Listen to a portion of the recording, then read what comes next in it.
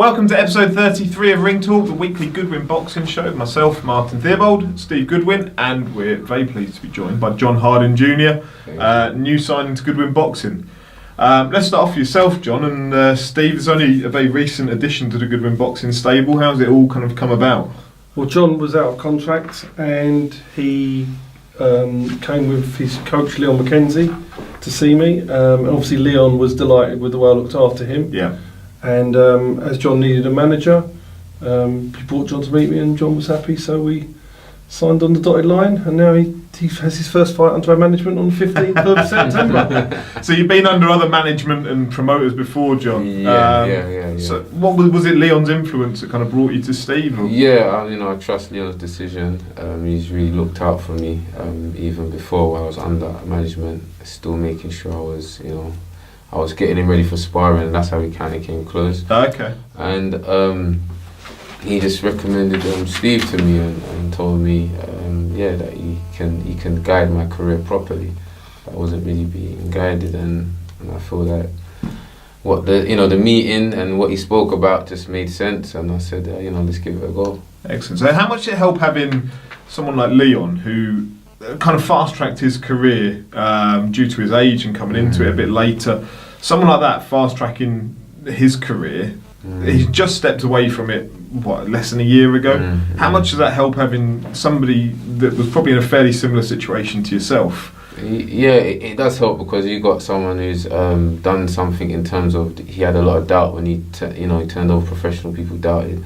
I've had a lot of doubt in my lifetime, and it's all about going against the doubters and proving that you can rise above the occasion. And that's what it really helps, man. He's more like a mentor, and a big brother to me, and it's just helped me a lot. And I just felt that his judgment, what he recommended to Steve and what Steve spoke about, all gelled. And I just felt that I just need to be managed in the right direction. Excellent, because you couldn't really ask for a much better mentor than Leon in that sense, for his own troubles that he's overcome in his life, and he's come out of it the other side as a proper, genuine, decent human being, and he achieved so much in the sport in such a short period of time. I don't think you could get a better mentor for it. I just thank God that he's been there. He was the only person that really kind of reached out to me and showed, made me feel my worth. Just prayer that training in the shadows and just pushing yourself, and he just came and gave me that push and that belief and saying, you can get to this level, let's do it together. And it's also something new for him. He's a new coach, first time on his first fighter, and I think in life it's all about doing new things. It's not about doing repetitiveness or going to the some people tell me, I'll go to this coach, go to that one. I felt, let me go to someone who's got interest in me, and that's what I felt with Steve. He was interested, and that's what I felt my worth, and that's why we're sitting down here. Excellent. So how's the training coming along with Leon? As you say, he always first kind of protege he's bringing along. He does train me quite closely. Does he train you hard? Good. He's got me down like a trainaholic, so he always wants to know, what are you doing, what else, that was the first thing when he came to me. Tomas told me you train too much, try to slow it down. Yeah. That was a bad habit I had, training a lot, not resting enough, and it has affected sometimes my total performance. Leaving it in the gym a bit. Yeah. So what we've been just working on is just trying to rest a bit more, structuring things, and transition that my dangerous sparring, what I've been doing, into the ring. And we just always just thought, once we transform that, I'll be collecting titles. So that's the aim, really, just to get that transformation. Excellent. Does it help having somebody with the profile of Leon as well, helping you build your profile at this stage of your career? You know what, it does really help me actually, with the his profile, him having a following and everything. It gives me that kind of that push, because of he's done it. He's made that transition. He was once a footballer, and now he's doing this, and he's doing other things and talking out. So I think it does help me. And also outside of boxing, you've got your other stuff that you do. So the musician side of you. You know me, I've been. Which Steve only found out about today. Only today in the car. Oh, yeah. He had it on the way over. I just was a person that I just thought I went through a situation in my life, and I said, you know what, I'm going to use all my talents to the fullest. Before boxing came, that brought me into the limelight. I was always known from where I grew up as just doing music, writing down rhymes, putting it together, and just making videos. And I just thought I just didn't stop. It just gave me that kind of 2-dimension and something different to offer than just a regular boxer, just trying to get known out there. And you're still doing it as well, aren't you? Yeah. I got a mixtape out, RMG, download that. So So it's just been. It's been a beautiful support, man. A lot of boxers that contact me was like, wow, I never knew you can rap so good, and downloaded it. It's even been touching to a lot of people that had fear of exposing other talents that they've had. So I can only thank God that it's helped me be also, I can say, a way to other people that they can, use their talents and don't sleep on it. Excellent. Have you ever rapped yourself to the ring? I haven't, Are you gonna? Come on. There's a secret there. Soon it's coming. It's coming. Is it? We're thinking of something, but right now I'm just kind of, focus on performing, focus on, just transferring what I do in the gym into that ring. Get it right in the ring first. Yeah. And then it's coming though, man. I've got excitement coming, man. You know what I mean? I'll sit down with Steve, we'll talk, and boxing's all entertainment. It's a form of entertainment. That's the whole reason they come. That's the whole reason they pay their money to sit and watch. And I think it's an entertainer's job to entertain. So I feel I bring that to the scene and to the boxing game. So it's just the next level to just show that. Because one that always stands out from your shows was Akeem Ennis-Brown when he came for Freddie Kawit. Yeah. And he brought like a whole band with him almost, like for his ring walk. And you say about it being entertainment and not just boxing. That stands out in my memories. And Josh Kennedy, when he used to dress up Father Christmas, fucking Ice Ice Baby. Did Ice Ice Baby, sang Christmas songs. They're novelty things, and yours isn't a novelty thing. Akeem Ennis-Brown's wasn't, to be fair, but they're things that stand out in fans' minds, and things that, when it comes to, that lad, I remember when he did something. Yeah. I can see there's a benefit to it potentially down the line. Yeah, definitely. I'm going to give the fans a lot more than they're expecting. We've got a few surprises, but it's just like bit by bit, day by day, show by show. Yeah. And I just can't wait to just really explode and just showcase my skills, what I can really do. And September the 15th, you're giving them the opportunity to go out and do that. Yes. So in the undercard we've got the Miles Shinkwin, Joel McIntyre, English title fight. Yeah. So how hard is it when you take someone like John on, that you're aware of him from the scene and being around? How hard is it then to take a gauge of where to enter him for his first fight with you, so that it's not a knockover job, but it's not an inappropriate fight? I treat this like his first fight, and because in reality it's his brand new start. He's got a brand new trainer. Yeah. He's got me managing him and guiding him now. So I need to have a look.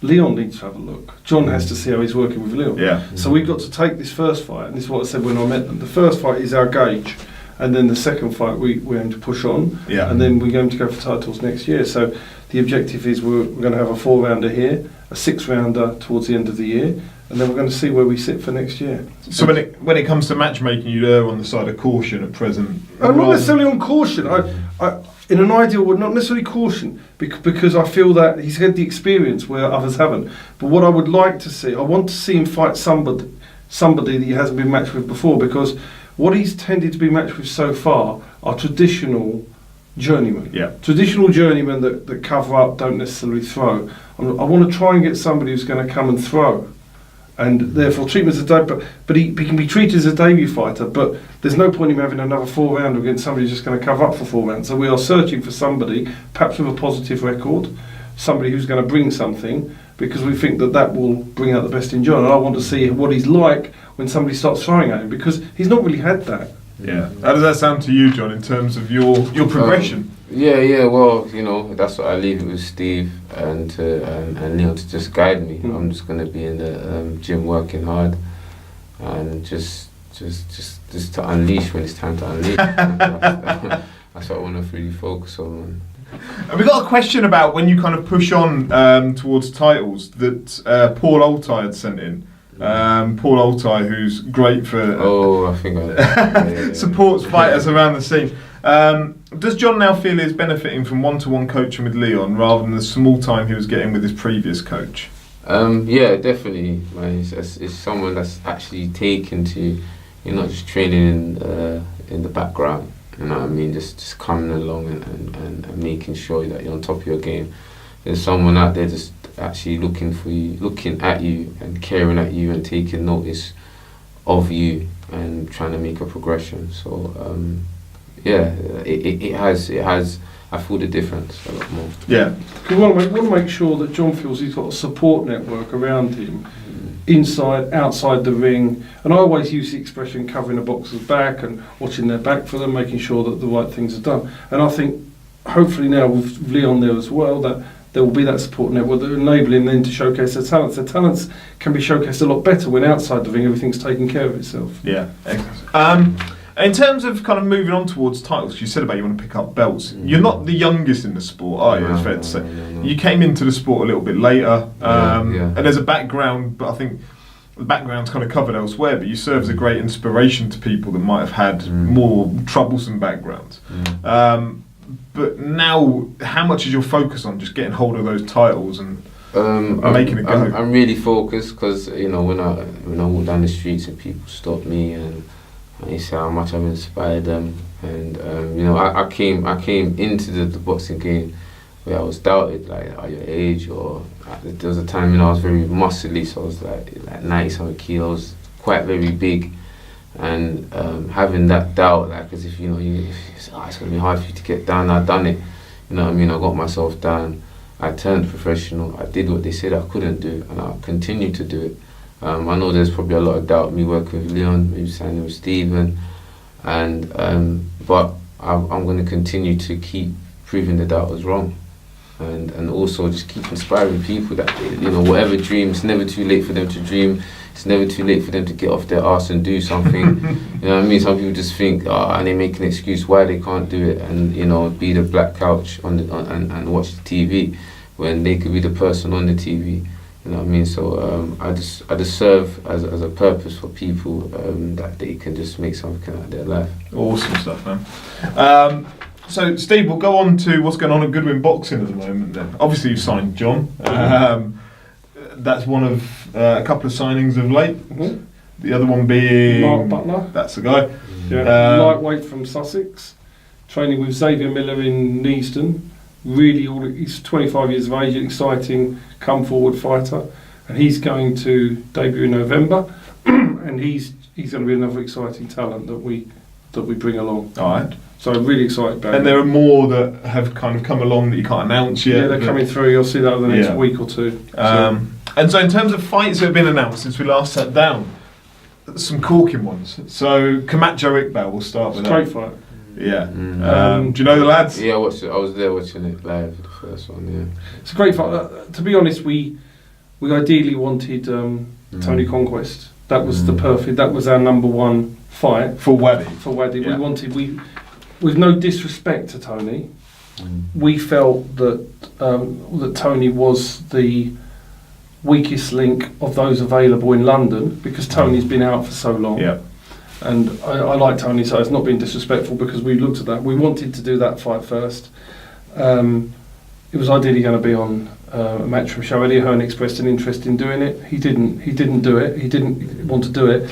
But Tony also, the problem with that was he wasn't ranked in the top 15 of the Commonwealth, so he didn't pass as an acceptable opponent either. So then we had the problem where it wasn't on TV. It wouldn't fit the monetary situation that obviously Tony Conquest would want. Yeah. And it was also a problem that the Commonwealth probably wouldn't sanction it, especially if it's off TV on a small horse show. So that was problem one. Luke Watkins was option two, But when I spoke to Paddy Fitzpatrick, they were keen on doing it if Eddie Hearn was putting it on. Right. Paddy said, when Paddy knew it was not there, then that was out for them as well. Because I get that, because the money is not as great. And our fan was quite happy to go for a rematch. So they'll both earn okay out of it, but they won't earn TV money. But they may do. The winner will go on and. Yeah, but the winner goes on. And from Waddy's point of view, the whole point was he wanted the big fight for the Commonwealth to be in London. He didn't want to go as the opponent. I mean, we was approached by Jack Massey from the up north. We were approached to go there. Eddie Hearn approached us to go to Newcastle to fight Simon Vellili. And then after we'd done the deal with our fan, we were approached. Who's the last one we were approached by? I've had a brain freeze, but we had one other approach. I think, but again, that would have been going to Belfast. So Tommy McCarthy. So they're not. What he wanted to fight in London, he wanted a fair shake. We know it's harder to win away from home on big promoter shows. So it was the objective was to fight in London. So he's going to fight Arfan again. Arfan was happy to do it, and Arfan took about a millisecond to say yes on the So it was more than a millisecond. And so, the bottom line was that was a fight that we knew we could make off TV without, and the fighters would both want to do it, and it's still okay for So has he still got an English title? Yeah, Okay. but he keeps the English title. Oh, okay. And if he wins the Commonwealth title, then he has to relinquish the English title. Okay. But he will hold on to that English title. He was asked to release it by somebody, and he didn't feel it was appropriate to release. He's not going to release the title that he's got. So the thing is, if he does lose to Waddy, he comes back and still becomes English champion. Yeah. So it makes sense. And from our fans' perspective, he obviously thinks he's going to win. Waddy thinks he's going to win, but the best man will win. Yep. Let's touch on some of the others. Dion Juma, Jose Lopez. That's a brilliant fight. I think that is an absolutely corker of a fight for the Southern Area Cruiserweight. Both of that fight's been made for quite a while, but we had to wait for the Waddy situation to come through, Waddy to vacate the Southern Area and then to step in. I think that is a brilliant fight. That's on the 13th of October. Brilliant fight. Danny Cousins, Aussie Jervier in a Southern Area eliminator. Final eliminator. That's the final. So the winner gets a crack at the Southern Area. That's also on the 13th of October. That's a great fight. Felix Jr. versus Justin Menzies. Southern Area eliminator, also on October the 13th. That October the 13th, I was saying this to Steve earlier, I'm so fucked off. An Oktoberfest thing that night, so I can't actually be there. And that has got to be the most solid card. And there's still one more potentially, which I told you about. Yeah. Which is... If it comes off. If that goes on it as well, I'm cancelling Oktoberfest. Is that a deal? Are you going to tell your missus? Are you going to strike a deal in? Are you going to stand up and be a man for once? No, I'm my No, but I'll be gutted if I don't get to that. But yeah, I mean, those are... I think we've covered all of them there. Yeah, that have come out since. But that's just some great fights. Because you've also got on that card, you've got Camilo against Jeffrey Ofori. Brilliant fight. That's a good fight, isn't it? I really want to watch that one. So, and then you've got the... Kate Prosper, Danny Connor on the same show. That's an incredible That's night. October, right? All on one night. October 13th. But Waddy's in November. Waddy's in the November show. So we're building a card on the 17th of November now. We're going to try and make that a really good title card. Liv is promoting that, and we're going to go for some title fights on that as well. Yeah. So if anyone wants a ticket for Oktoberfest, let me know, and I'll give it to you. Let me tell you something. That October 13th card will sell. I predict will sell out by the middle of September. And that's the Tottenham. Yeah, that will sell out by the middle of September. Yeah, I mean that's incredible show. So yeah, I think that's all the fights that we've made. New signings that we've covered. Yeah. A couple more that we'll touch on next week. September 15th for you then, John? Yep, September the 15th, man. So I can't wait. Hope you're there. Get your tickets. Come support. And where can I get tickets from for it? Come to you directly? Yeah, just come to me directly. Message Leon, DM, talk to Steve, whoever. And but get behind him. This man needs support because he had massive support when he started, and he was put on shows that got cancelled, and he lost a lot of support from that. But now he'll never have a cancelled show again. He's on it now. This is the time when his career is going to take off. So get on the journey now. Excellent stuff. September 15th, keep an eye out for this man moving towards titles. Couple of questions quickly before we go. Oliver McManus, is there a possibility of John moving in weights for title fights? And has Steve downloaded John's album yet? So he just go and ask him, Steve, you downloaded it? Not yet? the album. I'll download it tomorrow. I'll download it tomorrow. Josh, it'll be more Josh's thing than mine. Yeah, Kev's into that as well. Isn't he? That kind of musical. No, do you know what? I don't actually mind rap. I've got to say, I don't mind it. Well, I'm not having that. No, I swear to you, you I can don't hear him mind in the it. shower, innit, singing. I don't mind. Milli Vanilli doesn't count, Steve. I don't mind a bit. I like everything. I don't mind a bit of rap. But a possibility of moving in weights for title fights? That's something I'll sit with the team and we'll talk about to Leon, we'll talk to Steve. The thing is, the problem is he makes middleweight very easily on the day, but the difference between dropping down another half a stone is a lot. Yeah. But in an ideal world, if we get a nutritionist on board, that might be the plan. Yeah. Okay. Question for Steve from Big Right Hook. With Frank and Eddie having BT and Sky locked down, is his focus trying to get a deal with Channel 5, Dave, Spike or ITV? If so, how would you go about it? But it's not that easy, right? Yeah. You know, the bottom line is, you don't necessarily get TV deals because you're the best at what you do. You can get TV deals based on who you are, what you offer, how much sponsorship you've got, how big a name you are. We're in a world now where celebrity culture takes over from necessarily ability to do things. For example, and I know he's not promoting now, but Ricky Hatton could go to get a TV deal with one of those platforms tomorrow. I think he could. I think it would be fair because he's Ricky Hatton. Yeah. And that's the difference. So you need to, the TV are looking for something totally different now. So it's very, very difficult for us as promoters to break into that zone. Yeah. Therefore, for me personally, I'm concentrating my efforts mainly on management side and then bringing fighters through and then using various platforms, whoever's promoting, to use that to our advantage. And then maybe one day being able to consolidate it all onto one platform if the opportunity arose. Potentially, but at the moment it's about managing the fighter's career. But we do our shows and we'll see how things land up with. There's a few exciting things that I'm working on at the moment. Yeah. So. Also, would he fancy sponsoring our magazine? I said I'd ask it. Is it a real magazine? I actually look at everything, so let's have a look. Alright, there you go, you've got it with Circulation numbers, all the normal routine questions. There you go. Right, excellent. We'll leave it there. Thank you ever so much to John for coming up today and making the effort. And again, September 15th, get at him for tickets. And yeah, we will see you next week. So thank you very much.